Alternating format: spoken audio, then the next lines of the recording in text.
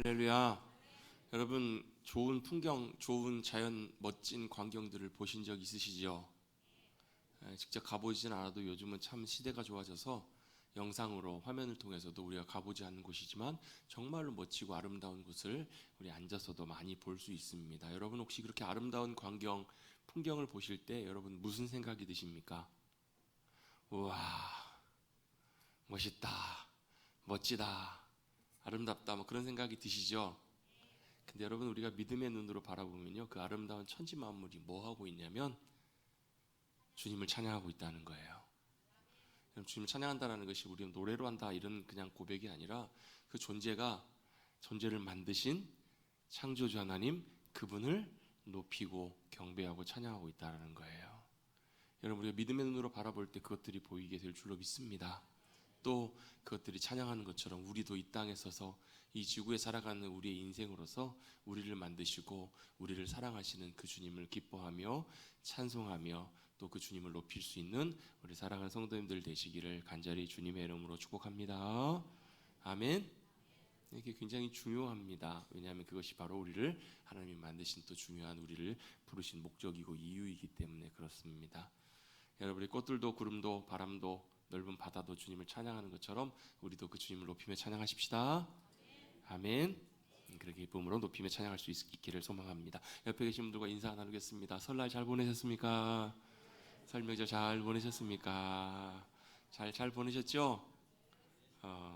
다시 한 번 더 우리끼리 인사합시다. 설날에도 인사했지만 다시 한번 하나님의 은혜와 복이 충만하게 함께 하시길 축복합니다. 하나님의 은혜와 복이 함께 하시기를, 충만하게 함께 하시기를 축복합니다. 우리 새해 복을 서로 빌어주는 것처럼, 인사하는 것처럼 우리는 주님 안에서 주님의 복이 함께 해주시도록 또 서로를 위해서 또 축복하고 서로를 위해서 또 격려하는 것, 그것이 우리의 또 성도들에게 주신 또 귀한 은혜인 줄로 믿습니다. 저도 설 명절 연휴 잘 보냈는데요, 잘 보내고 나서 손님이 찾아왔습니다. 목요일 날 명절 연휴 끝나고 목요일부터 목이 좀 많이 아프고 조금 이렇게 코가 좀 코감기가 오는 것 같다, 심상치가 않을 것 같다 싶어서 그날 이제 약 받으러 병원 갈 일이 있어가지고 병원에서 약을 처방받아가지고 먹었는데 그 다음 날이 되니까 더 심해지는 거예요. 이거 심상치가 않다. 목사가 주말이 되면 상당히 좀 긴장을 많이 하는데 주말에 혹시라도 감기가 주초에 걸리면 좀 괜찮아요. 약 먹고 조금 이렇게 잘 회복하고 하면 주말쯤 되면 많이 이제 괜찮아지니까 괜찮은데 이게 목요일, 금요일, 주말 다가오면서 이렇게 조금 뭔가 좀 심상치가 않으면 상당히 걱정이 많이 됩니다. 1년에 저도 참 한두 번씩은 꼭 감기를 한 번씩 걸리는 것 같아요. 한 2번 정도는 걸리고 넘어가는 것 같은데 감기가 걸리면 예배린도 하고 또 찬양하라고 설교를 해야 되는데 참 여러 가지로 안 그래도 별로 좋지도 않은 목소리 감기까지 걸리면 좀 더 나으려나 모르겠습니다. 감기까지 걸려가지고 참 여러 가지로 많이 어려움이 있고 좀 우리 성도님들에게도 불편함을 드릴 수 있기 때문에 참 걱정이 많이 되는데요. 아니나 다를까 목요일 약을 먹는데도 금요일날 호전되지 않아요. 급하게 다시 안 되겠다 싶어서 점심 먹고 불이 나게 이비인후과로 달려가서 봤더니 안을 다 의사 선생님이 들여보고 하시는 말씀, 어이구야 이거 항생제 빨리 드셔야 되겠네요 해가지고 항생제 처방을 해주시고 또 약을 바꿔서 처방을 해주셨습니다. 그래서 그런 건지 모르겠는데 감사하게도 금요일 날까지 굉장히 심하다가 어제 저녁 오후부터는 조금 많이 잦아들어서 이렇게 이 모양입니다. 그래도 이 정도면 참 감사하다 생각합니다. 안 그랬었으면 아마 콧물이 막 목요일 금요일 날 줄줄 흐르고요, 목소리가 이러다가 안 나오겠다 싶은 정도였는데 그래도 약을 잘 먹고 또 잘 회복이 되어서 이렇게 또 기쁨으로 우리 성도님들과 함께 또 예배를 드릴 수 있게 되었습니다. 여러분, 우리의 모든 삶의 순간순간들을 하나님께서 지키시고 붙드시고 인도하고 계신 줄로 믿습니다. 때때로 우리의 연약함들, 부족함들을 만날지라도 그들이 지나갑니다. 여러분, 명절 지나간 것처럼 제 감기도 금방 지나갑니다. 안 믿으시나 봐요. 감기 길면 얼마예요? 길면 일주일, 2주일이에요. 약 먹으면 일주일, 2주일이요. 좀 짧아질 수 있겠죠. 그래도 언젠가는 금방 지나갑니다. 우리 인생의 시간들은 흘러가는 시간 속에 있기 때문에. 여러분, 오늘이 무슨 날인 줄 아세요? 2월 마지막 주일이에요. 다음 주에 만날 때는 3월에 만납니다. 놀라지도 않으시네요. 2월이 끝난다니까요. 그 말은 무슨 얘기예요? 겨울이 지나가고 이제 봄이 온다는 얘기잖아요. 여러분, 겨울이 아무리 추워도요, 겨울은 가고 봄이 올 때가 있어요. 여러분, 우리 인생도 마찬가지입니다. 우리의 인생을 지낼 때 여러분 10대 막 이럴 때 파릇파릇할 때 계절로 치면 봄꽃처럼 아름답게 피어오르는 그때잖아요. 그때 다 있으셨죠? 이팔 청춘, 꽃피는. 그리고 나서 청장년의 시간을 보냅니다. 20대, 30대를 지날 때는 그때는 마치 뭐처럼요? 여름과 같이 뜨겁게 정열적으로 불타오르고 다들 그냥 시원찮게 보내셨나 봐요. 그렇지 않나요? 여러분, 우리 젊음의 시대에 사실 어떻죠? 막 혈기왕성하고 막 뜨거운 열정으로 살아가던 그런 시간이 있었잖아요. 그러다가 이제 어때요? 40대, 50대 중장년의 시대를 지나가면, 시간을 지나갈 때는 우리는 가을과 같이 이제는 원숙하고 또 열매를 맺어가는 그런 계절의 시간을 지나갑니다. 그리고 인생의 시간이 지나서 우리의 육신이 이제 점점 약해지게 되면 인생에 뭐가 찾아오는 거죠? 겨울이 찾아옵니다. 겨울과 같은 그런 시간이 찾아올 때가 있습니다. 그런데요, 우리 믿는 그리스도인들에게는 참 감사하게도 놀라운 소망이 하나 있습니다. 겨울이 찾아와도 그 다음에 다시 그리스도 안에서 누릴 수 있는 생명의 봄이 우리 가운데 약속되어 있다는 것입니다. 겨울로 끝나는 것이 아니라 우리 다음에 생명으로 우리 가운데 함께해 주실 주님의 놀라운 영원한 생명이 우리 가운데 약속되어 있고, 그 생명의 주인이신 주님이 어디에요? 우리 가운데, 우리 안에 함께하고 계심을 믿으시기를 주님의 이름으로 축복합니다.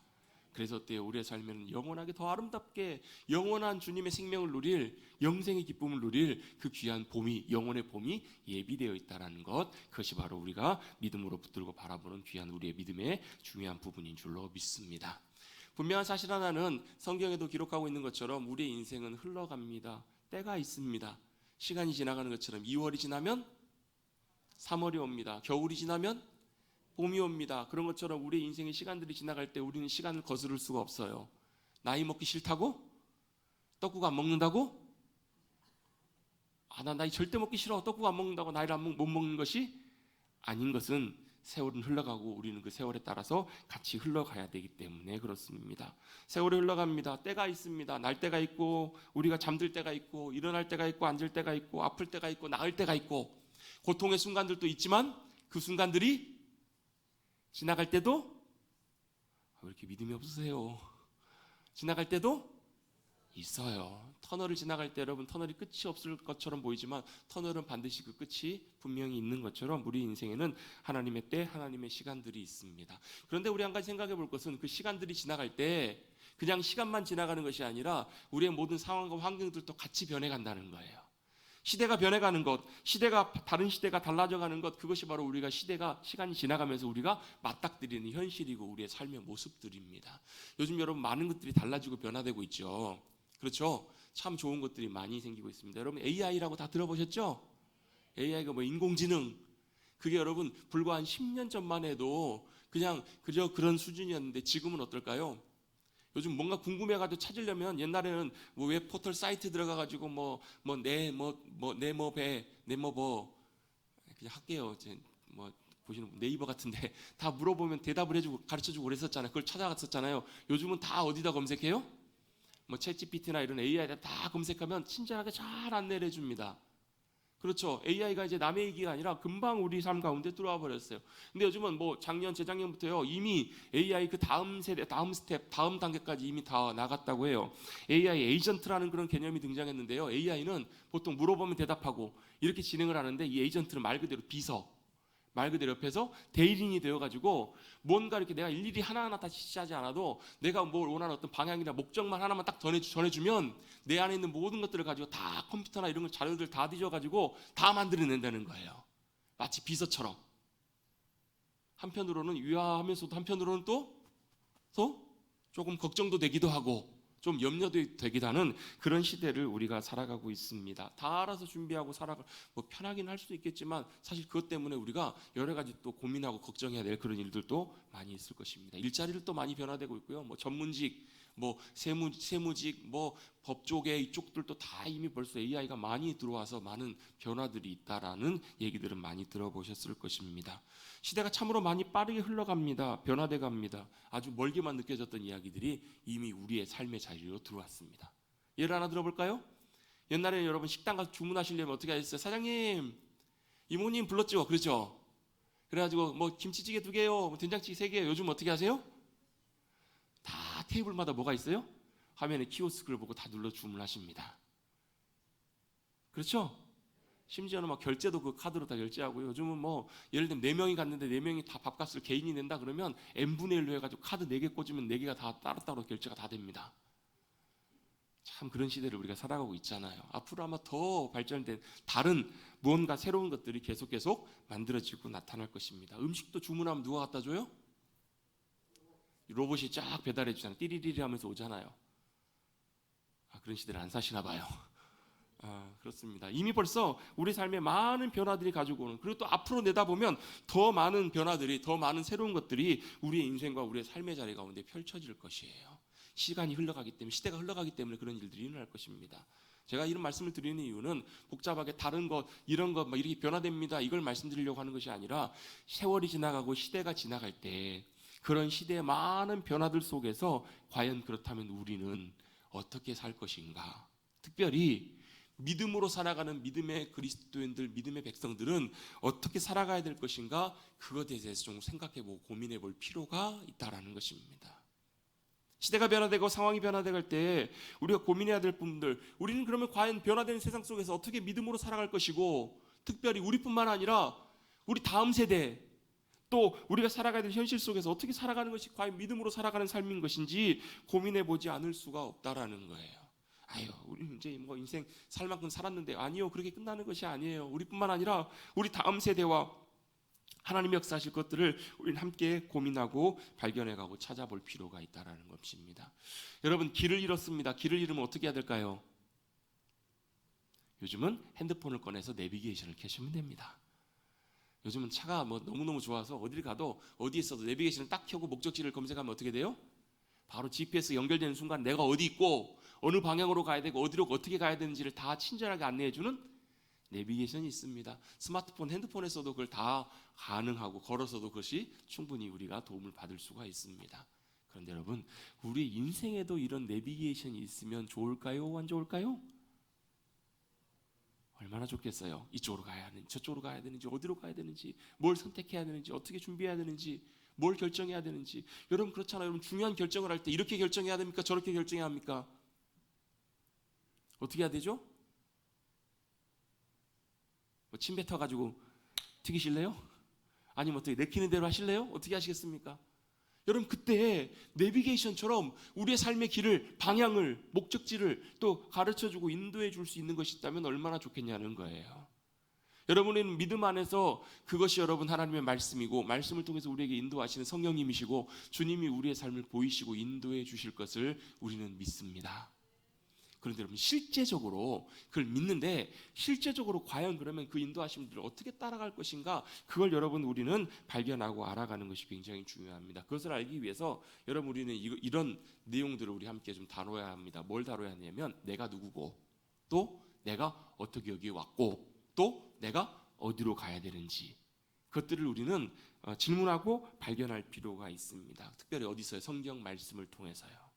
그럼 성경 말씀을 통해서 그걸 어떻게 발견할 것인가, 어떻게 찾아갈 것인가, 그 말씀을 발견해가는 중요한, 성경에서 굉장히 중요하게 언급하고 있는 중요한 말씀이 바로 오늘 우리가 읽은 출애굽기 19장에 있는 본문이에요. 19장 1절부터 6절까지 말씀을 읽었지만 1절부터 3절까지 말씀은 좀 서론과 같은, 앞에 도입부와 같은 그런 내용입니다. 그리고 나서 4절부터 6절까지 말씀이 가장 중요한 본질적인 부분들인데요, 이걸 어떻게 우리가 이걸 통해서 우리가 발견해 갈 수 있는지를 오늘 말씀을 통해서 함께 좀 나누어 보려고 합니다. 출애굽기 19장은 어떤 말씀인가?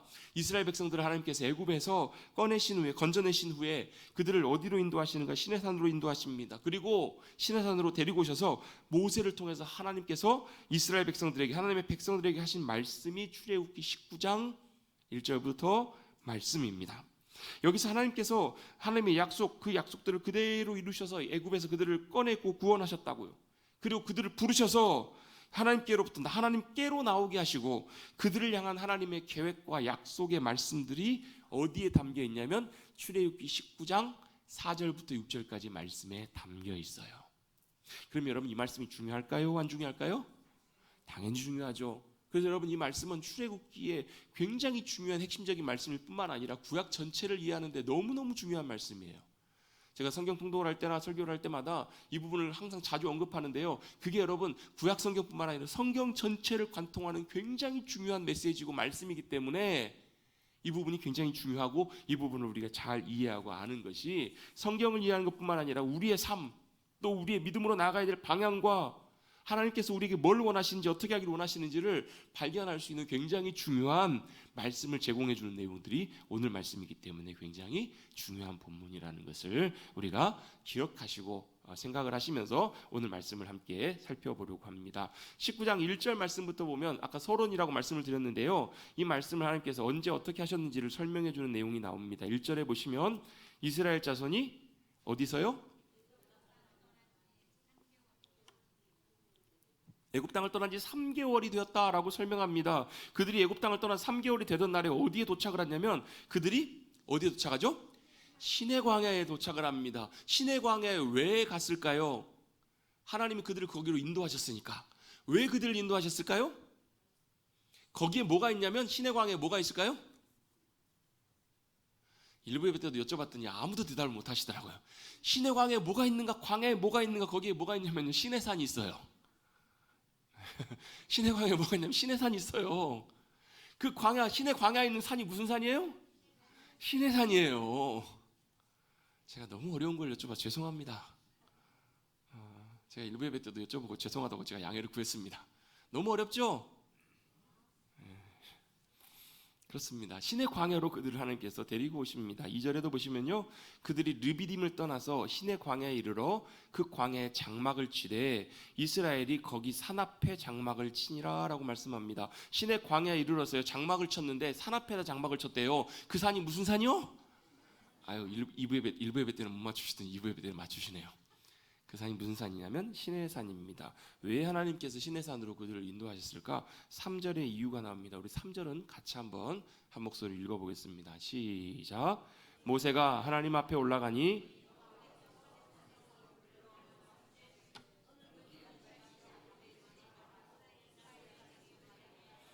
아멘.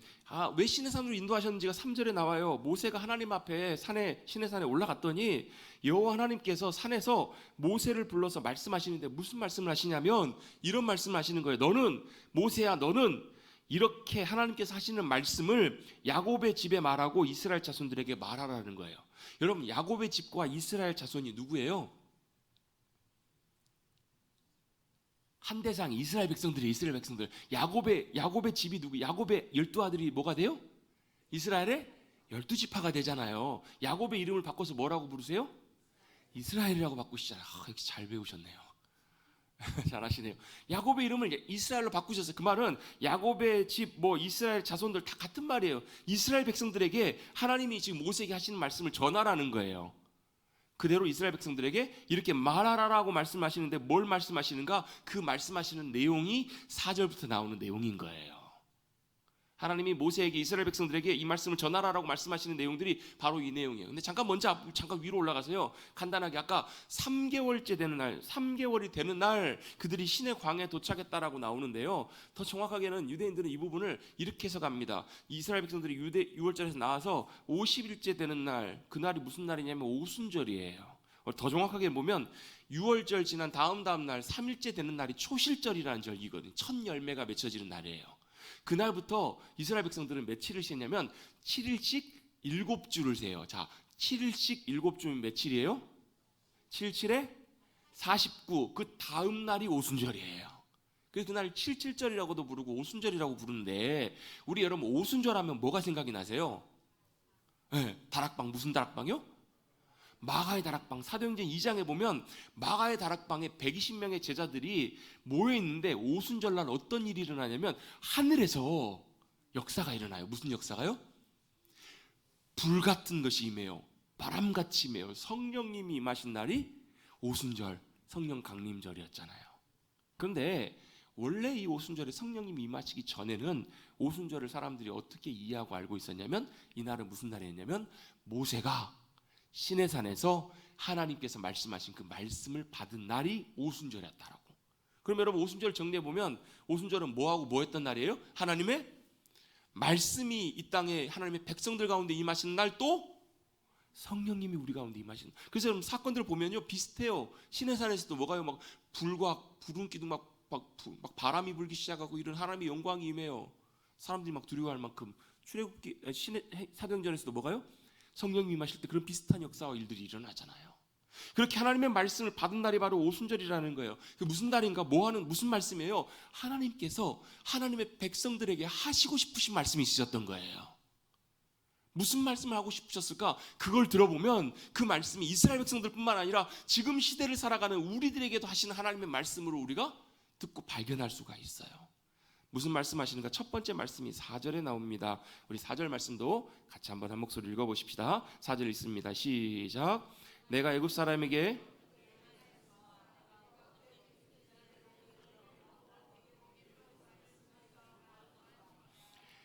아멘. 첫 번째 하나님께서 이스라엘 백성들에게 하시길 원하시는 말씀, 하셨던 말씀이 무슨 말씀이냐면요, 이걸 정리해 보면 이렇게 정리할 수 있습니다. 저를 따라서 같이 한번 고백해 보십시다. 구원은 하나님의 전적인 역사하심입니다. 구원이 뭐예요? 우리를 건져내 주시는 것. 이스라엘 백성들에게 누가요? 하나님께서 어디에서요? 애굽에서 건져내시는 것. 우리는 어때요? 죄와 사망과 죽음과 심판과 저주와 멸망의 자리에서 건져내시는 이 구원이 누구가요? 하나님이 전적으로 역사하시는 하나님의 주권적인 역사하셨다라는 거예요. 이스라엘 백성들이 잘나서가 아니라 이스라엘 백성들이 자신들의 능력이 있어서 애굽에서 나온 것이 아니고 그들이 뭔가 내세울 수 있는 것이 하나도 없는데 누가 하셨다고요? 하나님이 하셨다고요. 전적으로 주권적으로 하셨다고요. 성경이 이렇게 표현합니다. 내가 애굽 사람에게 어떻게 행하였음과 하나님이 애굽에서 어떻게 행하셨어요? 네, 10가지 재앙으로 애굽을 뭐 하셨어요? 벌하셨어요. 그들을 어떻게 해요? 초토화시키셨다고. 왜 10가지 재앙이었을까요? 10가지 재앙은 애굽 사람들이 10가지 그들이 신적인 대상으로 섬겼던, 마치 신처럼 섬겼던 대상들이 10가지가 있었는데 그 10가지 대표적으로 뭐예요? 나일강, 생명의 젖줄기 나일강을 섬기고요. 그다음에 뭐예요? 개구리, 이 파리, 나중에 뭐까지, 태양까지 하나님께서 어떻게 하세요? 다 뭐 하세요? 다 엎어버리신 거예요. 다 멸하신 거예요. 그걸 통해서 애굽을 심판하시고 벌하시면서 엄청난 하나님의 재앙을 쏟아부으시면서 뭘 말씀하기를 원하셨냐면 참 하나님이 누구시라는 거예요. 참신은 여호와 하나님이 참 하나님이시다. 이걸 애굽과 온 땅 가운데 보여주시고 나타내 주신 거예요. 이게 하나님이 행하신 일이라고요. 이걸 하시면서 뭘 하세요? 마지막 10번째 재앙이 뭐였죠? 우리 지난주에 우리 성도님들 다 어디 가버리신 줄 알았어요. 다행히 다 돌아오셨습니다. 감사하게. 지난주에 여러분 말씀 나눴던 내용이 뭐 6월절 사건이었잖아요. 마지막 날 밤이 무슨 밤이었어요? 6월절 날이었어요. 하나님께서 애굽 온 땅을 심판하시고 거기에서 누구만요? 6월절 어린 양의 피가 발라진 그 집만 하나님의 심판이 넘어갔어요. 그들만 하나님의 구원을 놀랍게 입고, 자 6월절 날 어떻게 먹으라고요? 네, 허리에 띠를 띠고 신을 신고 지팡이를 잡고 이거 뭐 하는 거예요? 앉아서 평안하게 먹는 것이 아니라 바로 출발할 수 있도록 그렇게 6월절 날 밥을 먹으래요. 왜요? 6월절 날 밤에 바로 하나님께서 애굽에서 그들을 떠나게 하셨잖아요. 군대 다녀오신 분들은 아마 이걸 좀 경험해 보셨을 거예요. 뭐 5분 대기조 아니면 어떤 작전이나 훈련이 딱 떨어졌을 때 어떻게 식사를 하죠? 훈련 나가서나 이렇게 할 때 다 풀어 헤치고 편안하게 앉아가지고 좋게 식탁 차려가지고 편안하게 식사하죠. 어떻게 먹어요? 뭐 저도 군생활 힘들게 안 했는데 저 되게 편하게 한 편인데 막 반합에다 밥 받은 데다 비 다 쏟아져가지고 국인지 밥 빗물인지 모르게 이렇게 먹고요. 막 어떻게 다 차례 준비하고 밥을 먹어요. 왜 그렇죠? 바로 출동할 수 있도록, 바로 움직일 수 있도록. 이스라엘 백성들에게 하셨던 6월절 밤이 그런 밤이었잖아요. 뭐 하게 하시려고요? 그들을 애굽에서 떠나게 하시려고. 세상에서 죄의 권세에서 그들을 얽어매고 붙잡고 있었던 모든 저주와 심판의 권세로부터 하나님께서 그들을 뭐 하신 거예요? 꺼내신 거예요. 그게 뭐라고요? 하나님께서 애굽에서 행하신 일, 구원의 놀라운 역사하심이라는 거예요. 그건 누가 하셨어요? 모세가 했나요? 아니죠. 전적으로 누가 하셨냐면 하나님께서 하신 거예요. 어떤 것도 개입되지 않는, 우리가 아무것도 하지 않는 하나님께서만 온전하게 주권적으로 일방적으로 역사하신 것이 바로 뭐였냐면 하나님의 구원의 역사하심이라는 거예요. 이스라엘에 자격이 있어서가 아니라 하나님의 언약을 기억하시고 전적인 하나님의 은혜와 하나님의 주권적인 역사하심으로 이루어진 것이 바로 구원의 역사하심이었다라는 거예요. 여러분, 이걸 통해서 우리가 또한 동시에 기억해야 될 분명한 사실 하나가 있습니다. 우리가 예수 그리스도를 통해서 구원받았다라고 하는 것은 우리의 공로나 자격이나 우리의 뭔가가 있어서가 아니라 쉽게 말하면 하나님이 우리가 하나님 뭐 내세울 수 있는 건 막 뭐가 있어서가 아니라 뭐에서요? 우리를 전적으로 선택하시고 사랑하셔서 전적인 하나님의 주권적인 역사하심으로 저와 여러분을 예수 그리스도 안에서 구원해 주신 줄로 믿습니다. 우리가 뭐 잘해서가 아니라 뭘 대단해서가 아니라 이뻐서가 아니라 그냥 사랑하셔서요. 여러분 자식 손주들 보시면 이쁘세요 안 이쁘세요? 왜 이쁘세요? 그냥요. 이뻐서 이뻐요? 아니요, 안 이쁠 때도 많아요. 말 안 듣고 고집 부리고 제멋대로고 이럴 때 어때요? 무슨 생각이에요? 아이고 저게 누워있을 때 제일 좋았지 이러잖아요. 사고치고 다니고 막 이러면. 근데도 어때요? 돌아서면 예뻐요. 죄송합니다, 제 얘기하는 것 같아서. 돌아서면 참 이뻐요. 참 말 안 들어도 왜 그래요? 그냥 그것이 사랑이고요. 그 전적인 주권적인 부모의 마음이고 할아버지 할머니의 마음인 것처럼 하나님이 그렇게 저와 여러분을 그렇게 선택하시고 사랑하셔서 건져내시고 꺼내셨다는 거예요. 찬송가 여러분 90장 여러분 잘 아시죠? 주 예수 내가 알기 전 날 먼저 사랑했네. 그 크신 사랑 나타나 날 어떠셨다고요? 날 어떠셨다고요? 나를 구원하시고 인도하셨다고요. 주님이 나를 부르시고 인도하셨다고요. 그것이 바로 전적인 하나님의 구원의 역사하심이에요. 하나님께서는 하나님의 놀라운 능력의 손길로 애굽의 종으로 붙잡혀 있었던 노예살이하고 있었던 그들을 건져내십니다. 마치 누구처럼요, 독수리가 날개로 새끼를 업어서 인도함 같이 누구에게로요? 하나님께로 인도해내셨다라는 거예요. 그 구원의 역사하심을 통해서 그걸 경험하게 하시면서 이스라엘 백성들에게 알게 하셨던 게 있어요. 바로 뭐냐면 하나님이 누구시고 여호와 하나님이 나와 무슨 관계이신지를 분명히 막연하게 알던 이스라엘 백성들은 어떻게 알았을까요? 아브라함의 하나님, 이삭의 하나님, 야곱의 하나님, 우리 조상들의 하나님, 우리가 아는 하나님, 우리가 믿는 하나님에서 이제는 어떻게 해요? 실제 우리의 삶 가운데 놀라운 구원의 역사를 이루시는, 능력을 나타내시는 전능하신 하나님이심으로 그들은 경험하게 된 거예요. 그게 애굽에서 그들이 경험했던 놀라운 일들이에요. 그러면서 그들이 고백하는 게 뭐예요? 하나님이 우리를 이렇게 구원하시는 우리 하나님이시구나, 이걸 알게 되는 거예요. 여러분 성경 한 절 찾아보십시다. 출애굽기 6장입니다. 출애굽기 6장 7절과 8절 말씀 우리 앞으로 몇 장 넘겨보시면 있는데요. 혹시 PPT 준비되어 있으면 한번 좀 띄워주세요. 출애굽기 6장 7절 8절입니다. 한번 읽어보시겠습니다. 7절 8절 시작.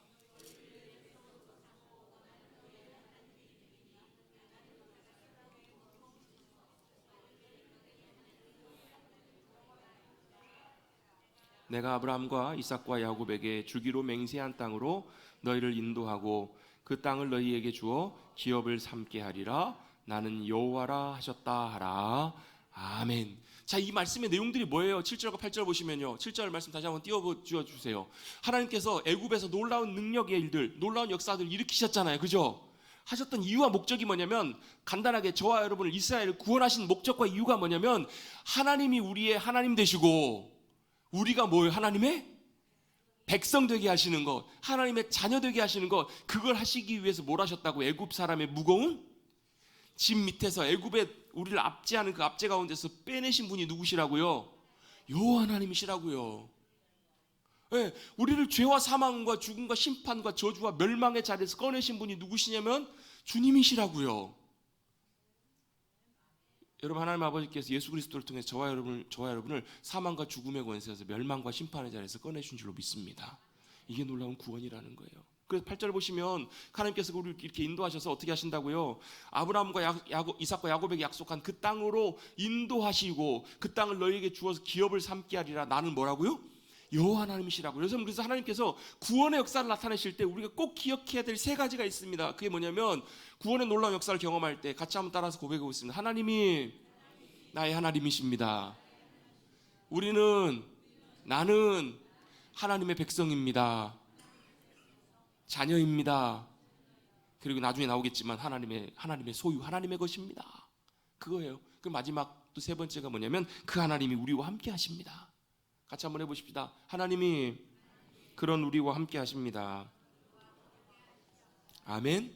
그게 바로 구원의 놀라운 역사를 통해서 우리가 고백하고 발견하고 우리가 고백해야 될 중요한 부분들이라는 거예요. 하나님이 우리 하나님 되시고 우리가 하나님의 백성이 되어서 하나님이 우리 가운데 함께 하세요. 함께 하신 다음에 뭘 하세요? 우리 다시 출애굽기 19장 말씀을 돌아가 보면요, 함께 하셔서 뭘 하시냐면 우리의 삶을 같이 따라서 해보겠습니다. 하나님이 우리의 삶을 인도하십니다.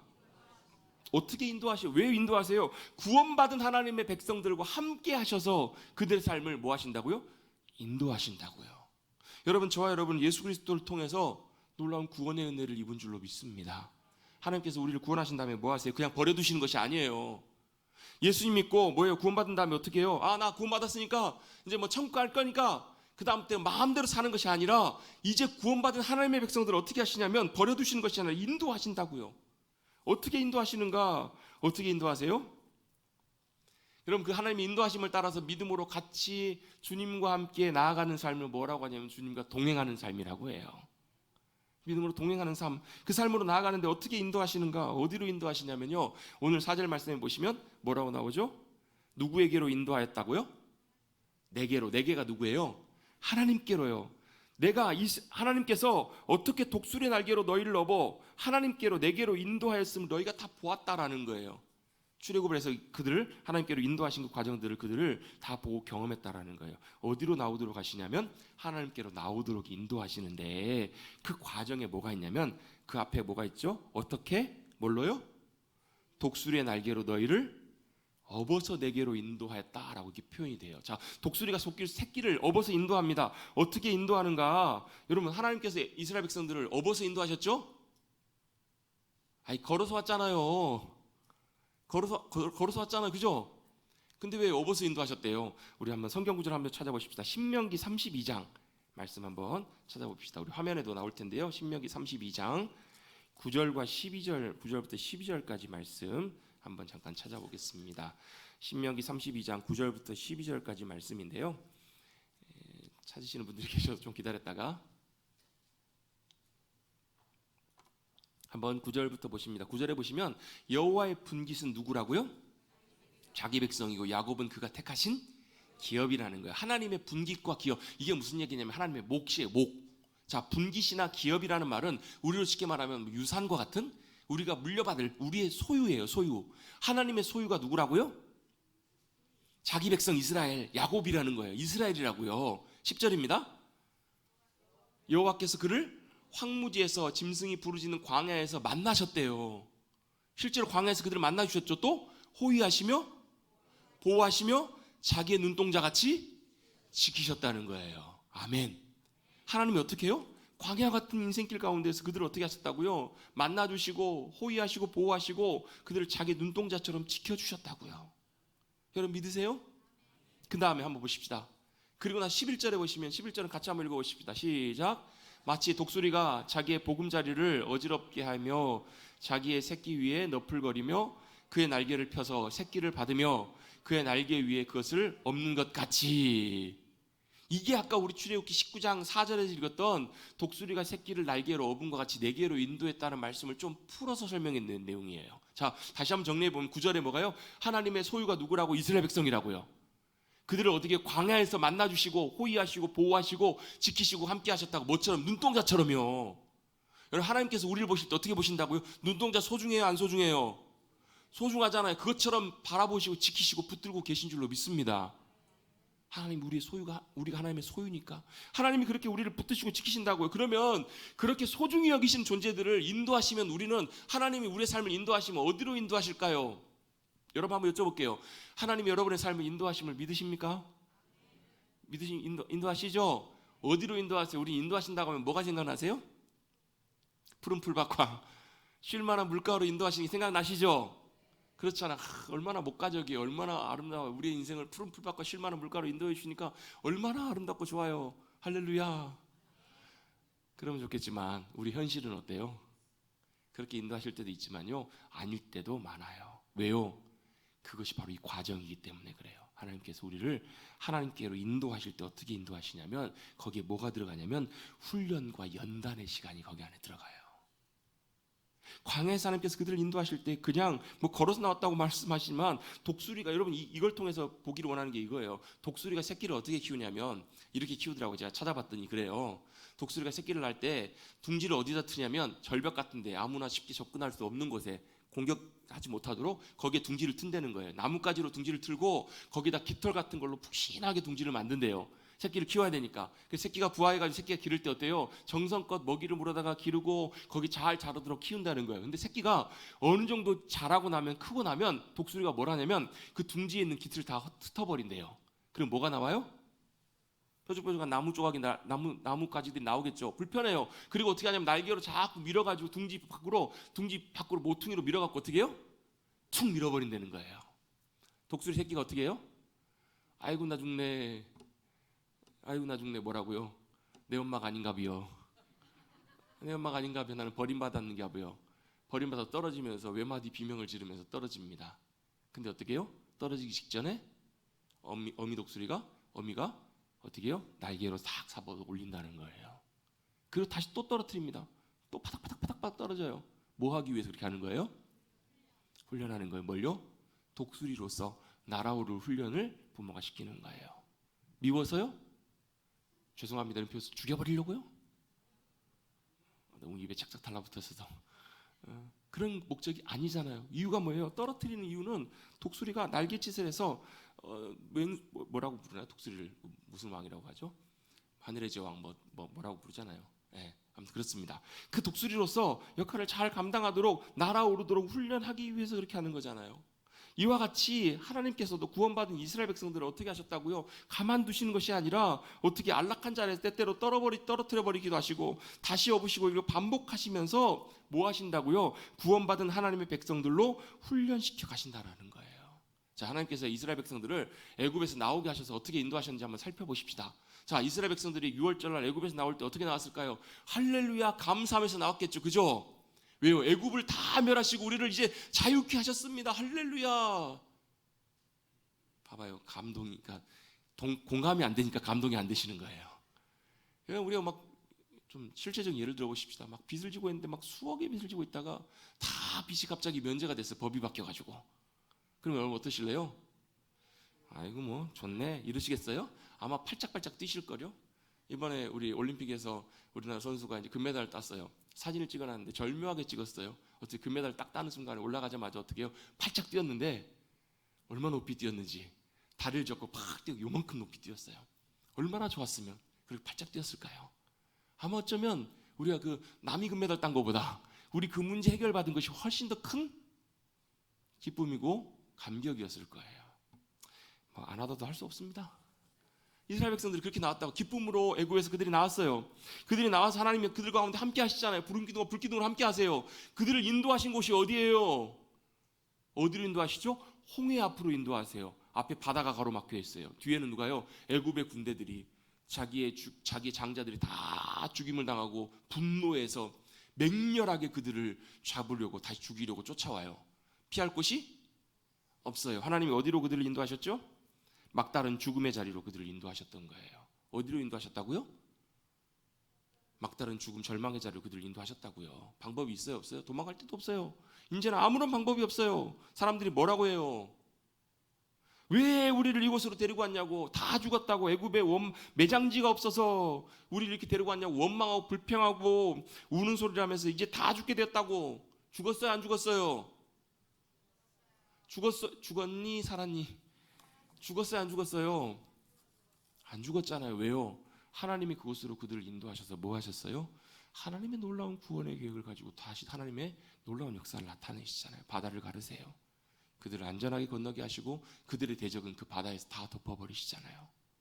그게 만약에 없었다면 이스라엘 백성들이 나중에 나간 다음에도 끊임없이 애굽의 군대가 또 쫓아오지 않을까 그런 두려움과 염려가 있었을지 몰라요. 하나님께서 그들을 완전히 승리하게 하시고 정리하게 하시기 위해서 그들을 홍해에서 그 역사를 일으켜 주신 거예요. 얼마나 여러분 놀라운 일이에요. 놀라워요? 안 놀라워요? 이스라엘 백성들이 어때요? 다 춤추며 노래하면서 여인들이 막 악기 들고 나와가지고 춤추며 노래하고 막 환호성을 지르잖아요. 하나님이 인도하셔서. 근데 그들을 또 인도하셔서 어디로 데려가세요? 마라로 데려가세요. 3일 동안이나 물을 못 마셨어요. 그들이 목이 말랐을까요? 안 말랐을까요? 엄청나게 목이 말랐을 거예요. 목말라 죽겠네. 여러분이 평생을 다 뭐 하며 살아요? 아이고 죽겠네 이러고 살아요. 물이 없으니까 또 죽겠네 그래요. 3일 동안. 그러다 물을 발견했는데 야 이거 물을 발견하니까 달려가서 마시려고 했더니 못 마시는 물이에요. 마실 수 없는 물이에요. 더 화가 나요. 그래서 모세를 막 죽일 듯이 달려들어요. 왜 우리를 이렇게 고통스럽게 만들고 목마르게 만들고 우리 죽이려고 그러냐. 하나님께서 거기서 뭘 하세요? 물을 마실 수 있는 생명의 물로 바꾸세요. 그들의 목마름을 해결하세요. 또 뭘요? 배고파 죽겠네. 노예로 살면서 고기를 먹었으면 얼마나 먹었겠어요. 야, 우리가 애굽에서 고기가 많아서 고기 먹을 때가 그립다고. 말도 안 되는 소리 하고 있어요. 하나님 그때마다 뭐 하세요? 아침에는 만나로, 하늘의 만나로 그들의 배를 채우시고 저녁에는 메추라기로 그들에게 먹을 고기를 주세요. 야, 하나님 아침에는 탄수화물, 저녁에는 단백질 다 적절하게 균형 있게 다 채워주시잖아요. 자, 보세요 여러분. 하나님의 인도하심이 어때요? 사실 현실만 놓고 보면, 모습만 놓고 보면 어때요? 그 다음에 인도하시면 어디예요? 그 다음에 또 전쟁을 하게 하세요. 아말렉과. 그들이 뭐 싸움을 싸워봤겠어요? 뭘 해봤겠어요? 근데 어떻게 해요? 놀라운 일이 일어나요. 모세가 손을 들고 기도해서 아니요, 하나님의 승리를 선포했더니 밑에서 싸움터에서 전쟁이 승리해요. 손이 내려가니까 싸움에 지더라는 거예요. 이건 누구의 싸움이라는 거예요?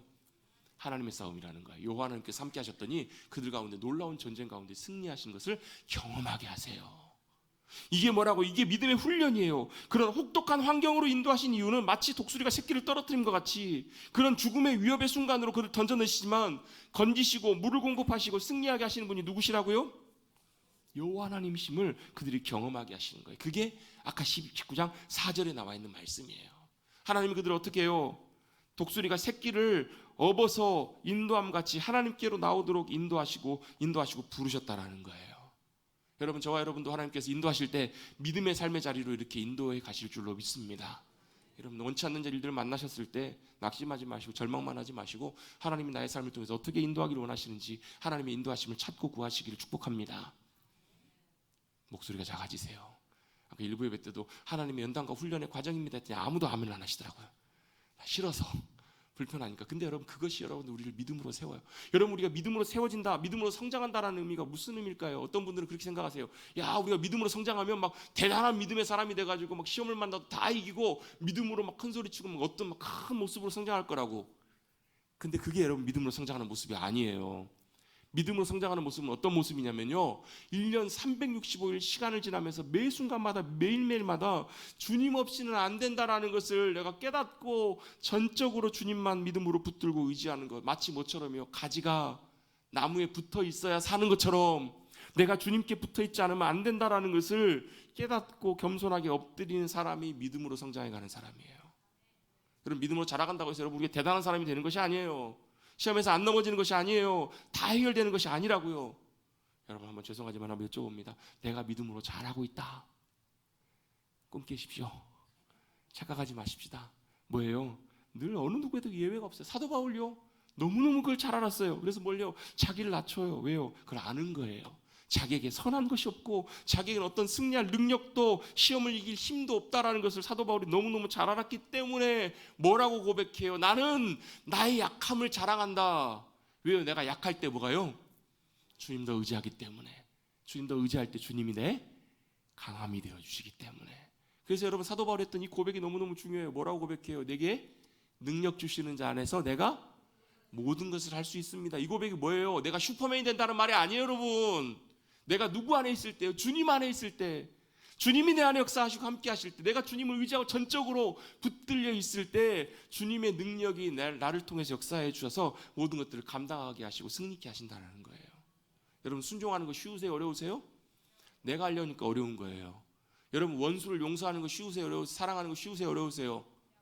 잘 안 되잖아요. 왜요? 내가 하려면 잘 안 돼요. 근데 누가요? 내 안에 계신 주님이 그 힘과 능력을 주실 때 그게 가능해져요. 용서는 정말 쉽지 않아요. 제가 말씀 준비하면서요, 10여 년 전에 있었던 일인데 지금도 잊혀지지가 다시 또 생각나면 여전히 지금도 확 올라와요. 용서가 안 돼, 용서가. 근데 누가요? 주님 안에 있을 때 그게 가능하다고. 왜요? 내가 약할 때 내가 전적으로 주님을 의지하는 것, 그것이 여러분 내가 믿음이 자라가는 것이고 성장해 가는 것이기 때문에 그래요. 여러분, 하나님께서는 그 과정들을 통해서 우리가 하나님께로 나아가야 함을 가르치고 계세요. 이스라엘 백성들뿐만 아니라 우리 모두도요. 그 주님 앞에 믿음으로 나아가면 주님이 우리에게 뭘 말씀하시는가? 빨리 말씀을 마무리합니다. 5절입니다. 5절 말씀 같이 한번 읽어봅니다. 시작. 세계가 다 내게 속하였나니 너희가 내 말을 잘 듣고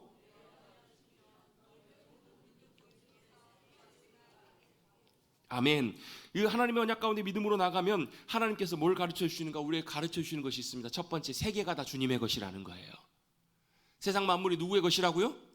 주님의 것이라고. 이걸 뭐라고 하냐면 세계관이라고 합니다. 세상을 바라볼 때 우리가 뭘로 보냐면 세상 만물과 모든 것들은 주님의 것이고 주님이 다스리십니다. 이렇게 바라보고 고백하는 관점으로 보는 것이 믿음의 관점이에요. 믿음의 세계관이에요. 근데 우리는 어떻게 사냐면 교회에서는 이렇게 살아요. 세상에 나가서는 어떻게 사냐면요, 세상에서는 세상의 방식대로 세상을 봐요. 세상 돌아가는 방식대로 보고 세상은 어떻게 해요? 세상은 원래 이렇게 돌아가. 예전에 제가 그런 말씀 드린 적 있잖아요. 어떤 목사님이 이렇게 설교했더니 나중에 밥 먹으면서 뒤에서 목사님 들으라고 이렇게 얘기를 하더라는 거예요. 아유, 목사님이 사회생활 안 해봐서 그러시. 사회생활 안 해보고 세상을 물정을 몰라서 그렇지. 그 목사님이 뭐라고 대답하셨다고요? 그러게, 하나님이 사회생활 안 해보셔가지고 하나님이 세상 물정을 모르셔서 그러실까요? 아니요. 뭐라고 고백해요? 세상 모든 만물이 하나님의 것인 거예요. 하나님이 다스리시고 주관하신다고요. 이것이 여러분 우리가 가져야 될 중요한 믿음의 관점이에요. 그리고 하나님이 우리를 뭘 삼으시냐면 5절 맨 뒷부분에 있는 부분입니다. 너희는 모든 민족 중에서 뭐가 되게 하신다고요? 내 소유가 되게 하시겠다고요. 쉽게 말하면 우리가 누구 거예요? 하나님의 거가 되게 하시겠다라는 거예요. 하나님의 소유. 여기서 세굴라라는 말은 제가 여러 번 강조했던 말이에요. 여러분 제가 설교 때 나눴던 말이에요. 이 세굴라라는 히브리어는 그냥 소유를 말하는 것이 아니에요. 제게 없네요. 저 핸드폰 일부에 볼 때는 컵이 있었는데, 자, 이 핸드폰 누구 거예요? 여러분 거 아니에요. 제 거예요. 제 겁니다. 누구 거예요? 제 거예요. 근데 여러분 이거 만약 잊어버리면 어떻게 해요? 찾겠죠. 막 여러 개 찾겠죠. 도저히 못 찾아요. 그럼 어떻게 해요? 식음을 전폐하고 3일 동안 아무것도 먹지 않고 슬퍼하며 애통해하며 스올로 내려갈까요? 그렇지 않아요. 왜요? 다른 거 사면 돼요. 구하면 돼요. 근데 여러분 그런 게 있어요. 내 인생에서 절대로 놓칠 수 없는 것, 가장 소중하고 귀한 것, 그게 바로 세굴라라는 거예요. 그냥 소유가 된다는 말이 내 거 이거 말고 포기하 이런 게 아니고요. 절대로 포기할 수 없는 가장 소중하고 귀한 것, 하나님께는 그게 누구라는 거예요? 이스라엘이라는 거예요. 그게 누구라는 거예요? 구원하신 하나님의 백성들이라는 거예요. 여러분, 저와 여러분이 그런 존재인 줄로 믿습니다. 말씀을 정리할 텐데요, 아직 마무리하는 건 아니지만 하나님이 구원하신 놀라운 역사하심으로 우리를 구원하셔서 저와 여러분 이 자리에 있는 거예요. 그리고 하나님께서 저와 여러분 어떻게 보시는가? 하나님의 값비싼 소유로 보시는 거예요. 이걸 어떤 분은 그렇게 설명하세요. 고대에 왕의 트로피라고. 그래서 왕이 전쟁에 나가 승리하면 그 모든 것들 다 이제 전리품으로 받는데, 그 중에서 가장 영광스럽고 가장 귀한 것을 왕의 트로피처럼 여겨서 뭐예요? 승리의 상징처럼 여긴다고요. 그게 누구라고? 이스라엘이라고요. 하나님께는요, 하나님의 영광이고 기쁨이 바로 누구라고요? 이스라엘이고 저와 여러분이라는 거예요. 여러분, 저와 여러분이 그런 존재인지를 믿으시기를 축복합니다. 하나님께 너무너무 소중한 존재라는 거예요. 그 앞에 전제가 붙어요. 내 말을 잘 듣고 내 언약을 지키면이라는 전제를 붙는데요, 이 말은 여러분 이렇게 이해하셔야 돼요. 우리 하나님의 말씀을 잘 순종하고 지키기 때문에 우리가 하나님의 소유가 되는 것이 아니라, 하나님이 먼저 저와 여러분을 소유 삼으셨어요. 그래서 하나님이 나를 그렇게 부르셨기 때문에 하나님의 말씀을 듣고 동행하며 순종하는 삶으로 초청하고 계신다는 거예요. 그럼 주님의 말씀을 잘 듣고 따라가십시다. 그러면 뭐가 된다고요? 하나님의 부르심과 사명과 계획이 6절에 있어요. 너희가 하나님께 대하여 뭐가 된다고요? 같이 따라해 보겠습니다. 제사장 나라, 거룩한 백성. 누가 되게 하시겠다고 말씀하시냐면 제사장 나라, 거룩한 백성이 되게 하시겠다라는 거예요. 제사장은 하나님과 이 땅을 연결하는 존재예요. 또한 하나님을 이 세상 가운데 드러내는 존재예요. 제사장 나라가 뭐라고요? 하나님과 세상을 연결해요. 또 세상을 향해서 하나님을 뭐라고 나타내고 드러내는 존재라고요. 누구처럼? 요셉처럼요, 다니엘처럼요. 세상 가운데 하나님의 살아계심과 함께하심을 드러내는 삶을 살았잖아요. 저와 여러분의 삶을 통해서 하나님의 살아계심과 저와 여러분의 삶에 하나님의 함께하심이 증거되고 나타내시는 제사장 나라를 살아가시는 저와 여러분 되시길 축복합니다. 또 나라는 뭐예요? 통치예요. 통치. 하나님이 다스리신 나라가 저와 여러분을 통해서 세상 가운데 통치권이 나타나는 것, 그것도 의미하기도 해요. 거룩한 백성은 뭐예요? 하나님 앞에 구별된 하나님의 거룩하심을 나타내는 귀한 백성이라고요. 이걸 누가 알았어요? 베드로가 너무너무 잘 알았어요. 이걸 깨닫게 됐어요. 그래서 베드로전서 2장 9절 10절에 이렇게 고백합니다. 우리 베드로전서 2장 9절 10절 말씀 화면에 한번 띄워주실 텐데요, 읽어보시겠습니다. 베드로전서 2장 9절 10절입니다. 한번 읽어봅니다. 시작.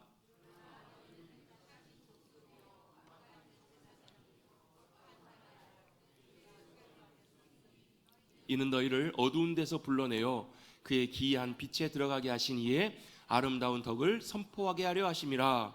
너희가 전에는 백성이 아니더니 이제는 하나님의 백성이요 전에는 긍휼을 얻지 못하였더니 이제는 긍휼을 얻은 자니라. 아멘. 누가요? 저와 여러분이요. 우리가요. 여러분 이 말씀이 그대로 출애굽기 19장 말씀을 그대로 똑같이 설명해 놓은 말씀이죠. 중요해요. 여러분 하나님의 전적인 구원으로 우리를 구원하셨고 우리가 하나님의 소유가 되었고 이제는 어떻게 해요? 하나님의 놀라운 복의 통로로 제사장 나라 거룩한 백성으로 세상 가운데 하나님의 영광을 드러내는 하나님의 기쁨으로 살아가는 저와 여러분으로 부르신 줄로 믿습니다. 그러한 삶을 살아가시는 저와 여러분의 삶의 초점들이 그렇게 잘 맞춰져서 주님의 기쁨으로 주님의 영광으로 살아가시는 승리하시는 저와 여러분의 복된 삶이 되시기를 주님의 이름으로 축복합니다. 옆에 계신 분들과 인사 나누겠습니다. 주님의 영광이 당신을 통해 나타날 것입니다. 하나님이 저와 여러분을 그렇게 부르셨고 거룩한 소유로 또 거룩한 나라, 거룩한 제사장 나라, 거룩한 백성으로 부르셨음을 기억하시고 그것이 하나님께서 우리에게 말씀해 주신 신의 산의 말씀이고 언약임을 기억하시고 나아가시는 저와 여러분 되시기를 간절히 소망합니다. 주님 감사합니다. 오늘도 예배 가운데 저희를 부르시고 인도하여 주시고 또 예배 가운데 함께해 주셔서 우리에게 말씀하시고 또 우리를 만지시고 붙들어 주시고 인도해 주셔서 감사를 드립니다. 우리의 심령이 새로워지게 하여 주셔서 우리가 전적인 하나님의 구원의 은혜로 구원받은 하나님의 백성임을 기억하고 또 하나님의 소유가 되었음을 믿음으로 붙들고 선포하며 우리를 통해서 제사장 나라 거룩한 백성으로 하나님의 영광과 하나님의 놀라운 위엄과 하나님의 생명과 놀라운 주님의 귀한 것들을 드러내기에 주님께서 우리를 사용하기를 원하시는 그 하나님의 마음과 의도를 깨달아 우리의 삶을 통해서 주님이 영광 받으시는 나타나시는 우리의 복된 삶이 될 수 있도록 축복하여 주시옵소서. 늘 함께 하시고 붙드시고 우리의 삶을 책임지시고 인도해 주실 것을 믿사오며 감사드리며 예수님의 이름으로 기도드리옵나이다. 아멘.